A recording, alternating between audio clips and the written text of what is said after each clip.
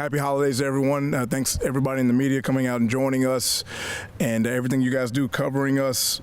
We've been on the road, kind of back and forth at home, bowl practices, and then on the road recruiting, getting some commitments for signing day coming up, and then back with our team meetings, bowl prep, some developmental practices that we've had, and now we're really kicked into gear with really just Georgia Southern preparation and what we have to do to get ready for those guys. A very well coached team.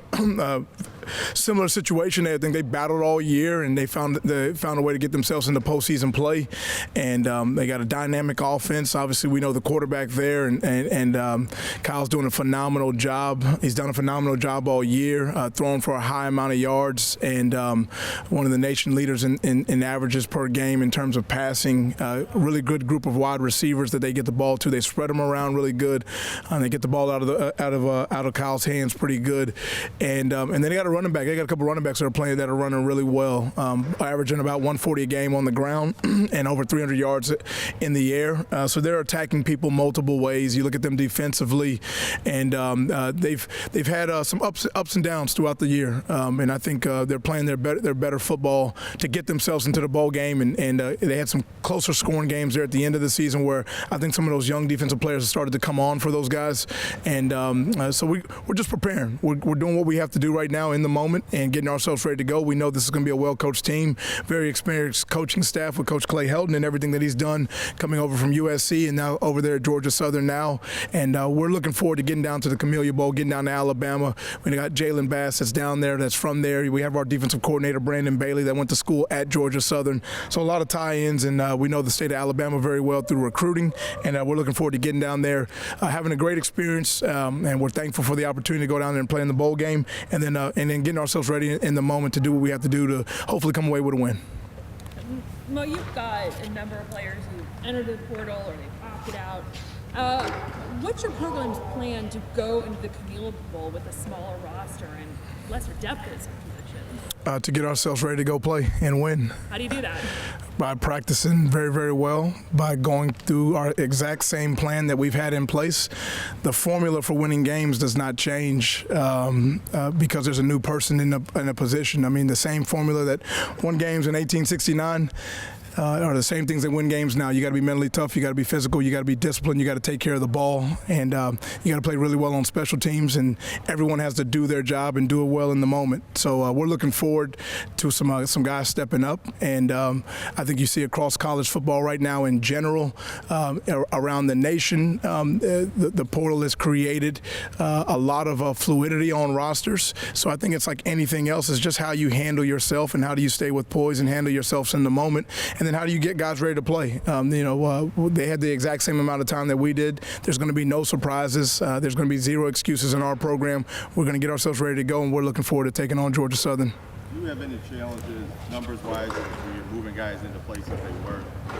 No. The good thing for us right now, there's not a guy that's going to be a starter for us that hasn't taken reps at the position, that hasn't been through an entire year. I think sometimes we can kind of be fooled and we can look down and say, oh, this guy's a sophomore, or he's only a true junior, or he's a true freshman. At this point of the year right now, when you've gone through a spring, a summer, a training camp, and over 100 and some odd practices through fall, and you get to this point right now, there's a lot of experience that's been gained through an entire year of practicing, and now you have to go deliver in the moment in the game. So I love the group that we have. I'm looking forward to those guys showing up and performing very well. What's been the message to some of those guys that maybe haven't played much at all this season but are now going to be asked to maybe play every single down to start these games? What an incredible opportunity. Right? I mean, isn't this what you came here for? You came here to, put yourself in a position to go out there and compete and play at a high level. You get a chance to go play on ESPN national TV against a very, very good Georgia Southern team and go out there and do what you love with your teammates and your brothers. So this team is energized. They got a lot of guys that are flying around. We had a really good practice today. They're having fun. They're also focused and they're locked in. And we're looking forward to the challenge in the moment. We're looking forward to leading in the moment. And we're getting ourselves ready to go. You've got a couple of guys who are, a few guys who are going to be playing their last games. Guys like James Patterson, Giovanni Ruiz-Navarro, Damian Jackson. What do you think this game is going to mean for them? Yeah, they'll probably tell you that this is the next one we got to go win, and that's how they operate. Those guys are real steady. Those guys have you got a guy like Gio. He's been around a very, very long time. James Patterson, very, very long time, 50 some odd career starts.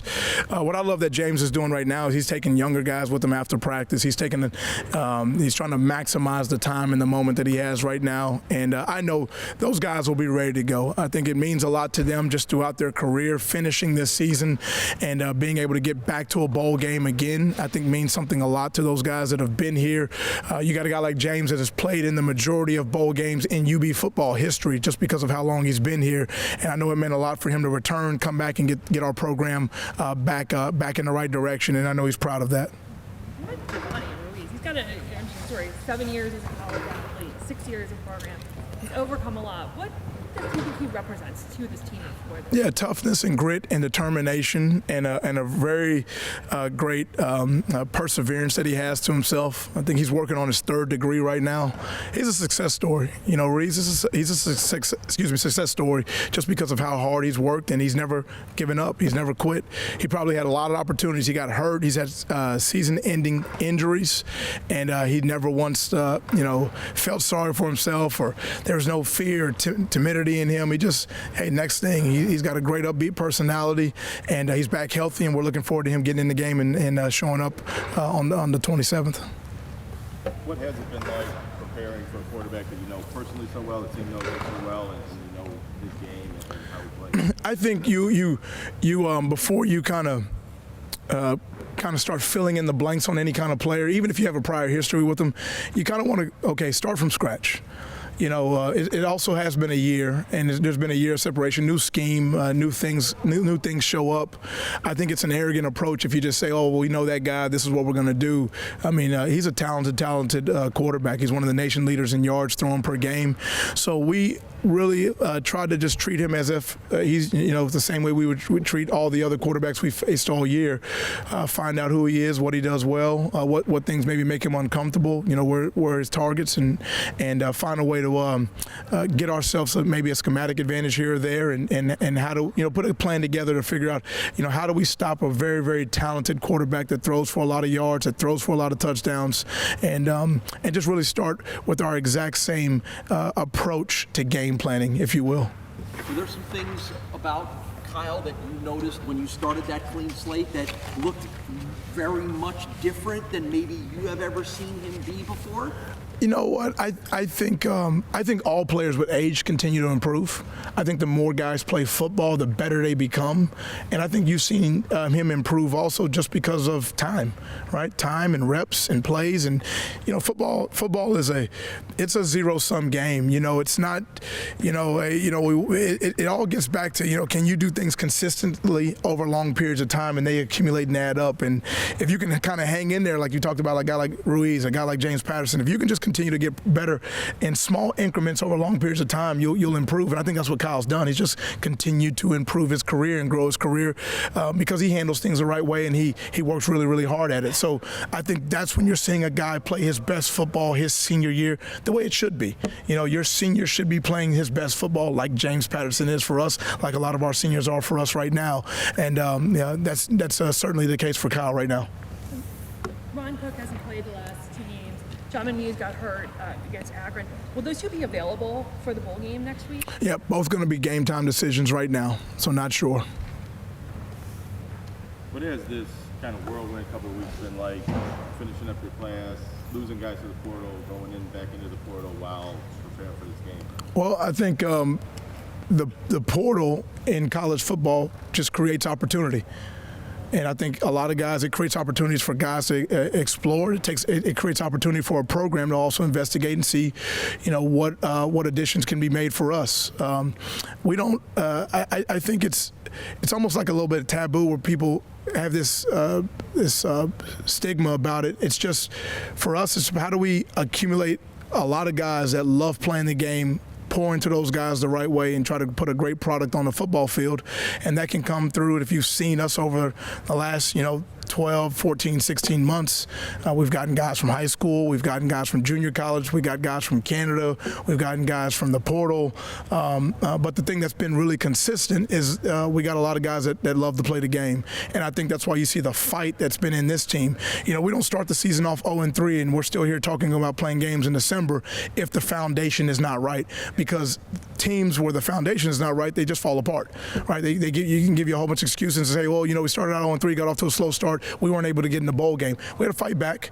We had to battle back. And then we also had the things that we had to learn from. And this is the next step in the growth of a program. Everything is building, it's growth, it's incremental steps that take time, and I think that's exactly where we are right now. For us right now, it's about finishing this bowl game the right way, continuing to recruit at an extremely high level like we do, 24/7, 365, continuing to develop all of our players in the locker room from a personal and from an academic and from a athletic standpoint, and then going out there and trying to find ways to put a really good, consistent product on the football field. So we're in the midst of a really busy month of December. You know, December is, you know, meet with your team, practice. I'm on a flight that night in a home visit, and then I'm in a new city. I'm in Atlanta. I'm in New York. I'm in Chicago. I'm in Dallas. I'm in Houston, and then I come back. I meet with the team. We practice. We have recruits in on the weekend. We host a whole bunch of families. I meet with the staff. I'm on recruiting calls at night. We get ready for practice. We staff meet, and then we're out there with our team again, getting ready for game planning against a new opponent. That's kind of what December brings, and other than that, we've just been kind of sitting around relaxing. When a current player goes into the portal, how much do you look at getting maybe the same position, the same class, the same kind of fit replacement, or do you go to high school guys that you have? It's there's a lot of layers to it, and I would say it's not necessarily as just, if you think of it like one for one. There's you got to kind of step back in your roster, kind of look at it from a lot of different angles, and find out, you know, what do you need, and what do you have, and what needs to get developed. And it's kind of a moving, breathing organism that never really stops. You know, recruiting's like kind of shaving. You know, you got to do it every day, right? You got to so you can look good, right? You got to just continue to stay at it, and it's early identification for us. It's having a plan in place when guys get in our program for, you know, how we're going to develop them and what they can bring, and then, you know, if we're taking a guy at this position, then what does it mean for other positions? So I mean, there's layers of questions involved when we make a final decision to add someone on our roster. But if you look at us from a year ago, 12 months ago, well, Justin Marshall, was he a great addition for us? Yes, he was. Keon Williams, was he a great addition? Yes, he was. You know, Jalen Bass, was he a great addition? Damon Williams.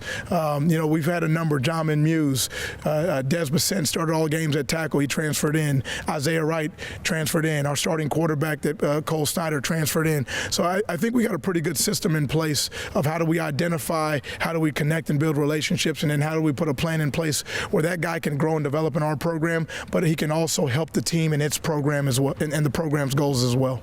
The early signing starts tomorrow as well. You know, I mean, putting together this incoming class, now you can't name names yet until those guys are signed, but what was your staff's strategy with the portal in mind? Well, I think when you look at how you develop and build your roster, one thing I learned in the NFL is that it's a 365-day approach to improve your locker room. Everything that we do is about the success of the locker room. And so I think you look in your locker room first, and you want to pour into the young men that are in your locker room, grow them the right way, set in place some daily standards that we feel like that over time, that if we hit these marks over long periods of time, that these are the things that are going to ultimately make us successful. And then once you get outside of your own four walls, you're looking at, you know, who you need to add and where are they coming from. And there's a little bit of a pro mindset in terms of player acquisition. Obviously, they're still dealing with student athletes where school is involved in those things. But when you look at just the football element of it, in terms of how do we acquire players in your roster, you know, it's early identification. It's where are they coming from, and then it's what are they going to bring to the table that solves problems that you you may have, and then how can you connect with them and help those guys for the goals that they have in place so they can ultimately get where they want to go. So you're looking at these things that are really nonstop. It's a constant thing, and I think we're in a sweet spot in terms of how we recruit, how we identify guys, how we develop, how we have that lifelong relationship with our players, and then ultimately how we put a really good product on the field and have guys go out there and play well for us. The transfer portal kind of changed recruiting, though, knowing you kind of have these guys who are experienced as opposed to someone you may have to develop over Yeah, I think college football across the board has changed. I think when I played college football about 20 years ago, and then it was different, right? I mean, it was you're coming in and you're a high school player, and you kind of you develop and you grow, and that's still very, very true. But with the advent of the portal and new rules and how recruiting is now, I think if you just kind of look across the board, I think anytime a rule change is made, all you're asking yourself is, how do I use this to our advantage? That's really what it boils down to. And if you look at it out of any angle other than how do I use this to our advantage and stay within the rules, then you're probably making a mistake. Can you give us a little preview on what you expect to come down and happen for you tomorrow? It's going to be a fun day. It's going to be a big-time day. There's going to be a lot of Bulls fans out there. They're going to be extremely excited about what we're able to bring in. And, we had that #1 recruiting class in the Mid-American Conference last year. We had the highest-rated class in program history. Those guys are still here, still doing well. And what we want to do is stack great players on top of great players, stack great human beings on top of great human beings, and continue to build this roster the right way. I really feel like we're in a really good space with the additions that we're able to make right now. You made a comment, if I remember correctly, your first press conference about how important retention is overall in college and college athletics. I mean, how mindful do you have to be of trying to keep and re-recruit your own players, or really not just you, but any coach? How big of a part of the game? That's a great point. I think, we have great young players. We signed a ton of talented young players last year, and Devin Grant's going to be a great player. We have tons of guys that are going to have a really great career here, and the reality of just the way rosters are fluid right now is that people want great players on their roster. So we're very aware that for us to have sustained success over a long period of time, we want to recruit and develop and retain great players in our program. And I think we're in a great space with doing that, like with a Sean Dolak that is going to have a phenomenal career here, Jalen Bass, Damon Williams, even like a Gabe Wallace. Mike Washington's a young great player for us because that's how we're going to be successful over long periods of time. And we're very aware that a piece of that formula, everyone's it's recruiting. Yes, it's also retention, and it's a real thing. And I love that the relationships that we have with those guys, that they are committed to what we're doing and where we're going.